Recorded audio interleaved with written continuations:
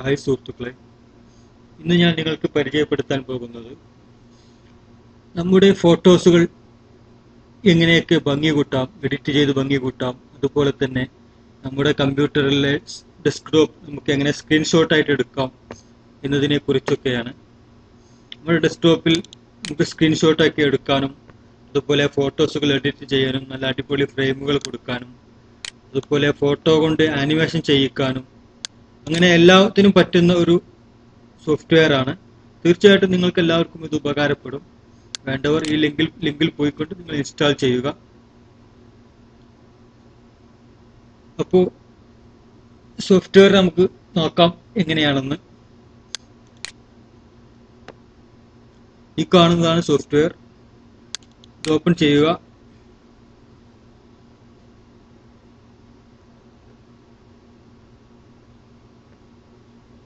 Open ചെയ്യുമ്പോൾ ഇതുപോലെ ആയിരിക്കും വരിക. ഇതിൽ ഒരുപാട് ഓപ്ഷൻസുകൾ ഉണ്ട്. നിങ്ങൾക്ക് ഫോട്ടോ എഡിറ്റ് ചെയ്യാം. എഡിറ്റർ എന്ന ഇതിൽ പോയാൽ നിങ്ങൾക്ക് എഡിറ്റ് ചെയ്യാം. പിന്നെ പേപ്പർ പോയിന്റ് ഒന്ന് കാണാം. റീനെയിം ചെയ്യാം. റോ കൺവേർട്ടർ ഏതിലേക്കും കൺവേർട്ട് ചെയ്യാൻ കഴിയും. ഇതിൽ തന്നെ ഫോട്ടോസുകൾ ഏത് ഫോട്ടോസും ഏത് ഇതിലേക്കും കൺവേർട്ട് ചെയ്യാം. ഇഷ്ടമുള്ള കളർ കൊടുക്കാം. സ്ക്രീൻ ക്യാപ്ചർ ഒരു പെയിന്റ് ചെയ്യാം.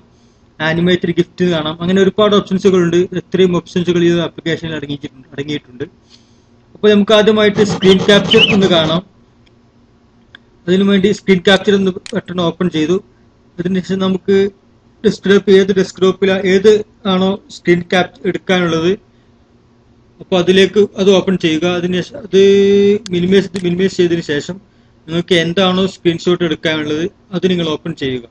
ഇപ്പോൾ ഞാനിവിടെ എൻ്റെ ഫേസ്ബുക്ക് പേജാണ് ജസ്റ്റ് ഒന്ന് കാണിക്കാൻ വേണ്ടിയിട്ട് ഇതിൻ്റെ സ്ക്രീൻ ക്യാപ്ചറാണ് എടുക്കേണ്ടതെന്നുണ്ടെങ്കിൽ ഇത് ഓപ്പൺ ചെയ്യുക. അതിനുശേഷം ഇതിൽ നിങ്ങൾക്ക് ഇതിൻ്റെ കമ്പ്യൂട്ടറിൻ്റെ ഫുൾ സ്ക്രീൻ നിങ്ങൾക്ക് വേണമെന്നുണ്ടെങ്കിൽ ക്യാപ്ചർ ഫുൾ സ്ക്രീൻ കൊടുക്കുക. എല്ലാ കമ്പ്യൂട്ടറിൻ്റെ ഈ മെനു ബാർ ഡെസ്ക് ഒഴിവാക്കിക്കൊണ്ട് ഫുൾ ബാക്കിയുള്ളത് വേണമെന്നുണ്ടെങ്കിൽ ക്യാപ്ചർ വിൻഡോ കൊടുക്കുക.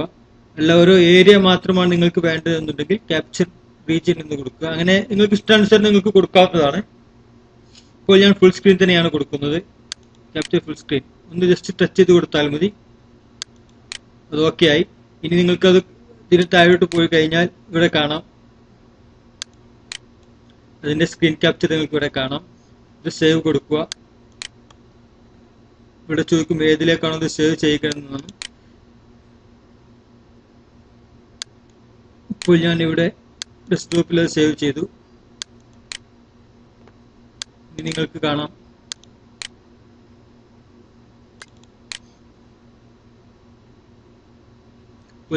അതിന്റെ സ്ക്രീൻ ക്യാപ്ചർ, അതിന്റെ സ്ക്രീൻ ഷോട്ടാണത്.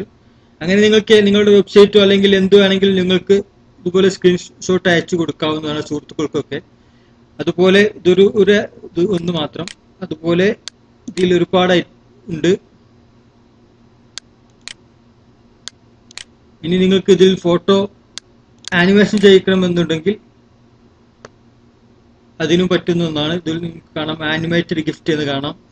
ഇത് വെച്ചുകൊണ്ട് നിങ്ങൾക്ക് ഫോട്ടോ ആനിമേറ്റ് ചെയ്യാവുന്നതാണ്. അപ്പോൾ ജസ്റ്റ് അതെങ്ങനെയാണെന്ന് നോക്കാം.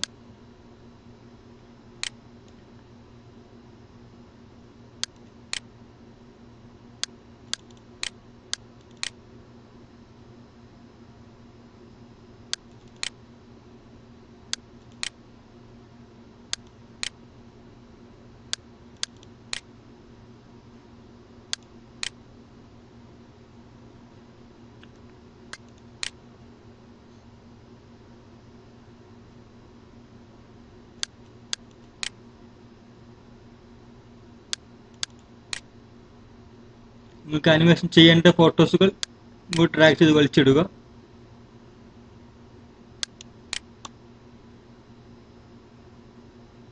ഇപ്പോൾ നിങ്ങൾക്ക് കാണാം ഇവിടെ എഫക്റ്റ് കാണാം.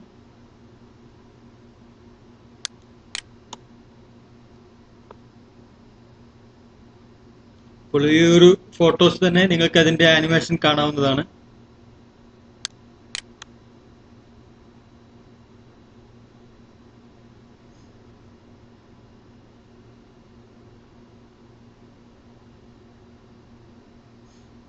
ഇതുപോലെ നിങ്ങൾക്ക് ഏത് ഫോട്ടോസ് വേണമെങ്കിലും നിങ്ങൾക്ക് ഇതുപോലെ ആനിമേഷൻ ചെയ്യിക്കാവുന്നതാണ്.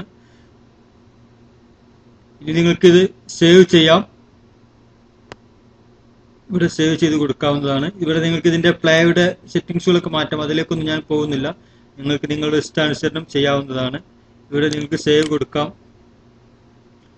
കൊടുക്കാവുന്നതാണ്.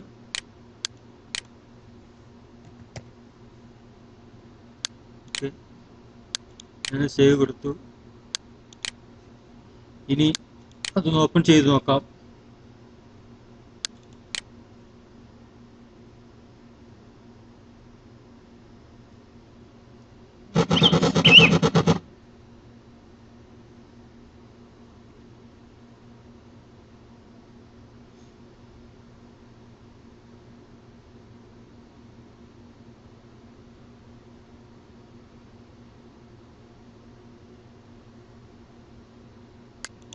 ഇപ്പോൾ നിങ്ങൾക്ക് കാണാം, നമ്മൾ ആനിമേഷൻ ചെയ്ത് സേവ് ചെയ്തതാണിത്.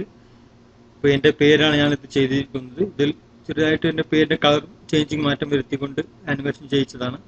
ഇതുപോലെ നിങ്ങൾക്ക് നിങ്ങളുടെ പേരുകളോ അല്ലെങ്കിൽ നിങ്ങളുടെ ഫോട്ടോസുകളോ എന്തോ ആട്ടെ നിങ്ങൾക്ക് ഇതുപോലെ ആനിമേഷൻ ചെയ്യിക്കാം. അങ്ങനെ ഒരുപാട് പ്രോഗ്രാമുകൾ അടങ്ങിയ ഒരു സോഫ്റ്റ്വെയർ ആണ്. തീർച്ചയായിട്ടും നിങ്ങൾക്ക് എല്ലാവർക്കും ഇത് ഇഷ്ടപ്പെടും. അതുപോലെ നല്ല നല്ല ഫ്രെയിമുകളുണ്ട്, ഫ്രെയിം ചെയ്യാവുന്നതാണ്. നല്ല അടിപൊളി ഫ്രെയിമുകൾ ഇതിൽ കാണാം. അങ്ങനെ ഒരുപാട് എഡിറ്റുകൾ നിങ്ങൾ ഇൻസ്റ്റാൾ ചെയ്തതിനു ശേഷം നിങ്ങൾ നോക്കുക. നിങ്ങളുടെ ഇഷ്ടാനുസരണം നിങ്ങൾക്ക് എല്ലാം കാണാവുന്നതാണ്. തീർച്ചയായിട്ടും എല്ലാവർക്കും ഇഷ്ടപ്പെടും. അതുകൊണ്ട് തീർച്ചയായിട്ടും എല്ലാവരും ഇൻസ്റ്റാൾ ചെയ്യുക. നിങ്ങളുടെ കൂട്ടുകാർക്ക് ഷെയർ ചെയ്ത് കൊടുക്കുക. ഇപ്പോൾ തൽക്കാലം നിർത്തുന്നു.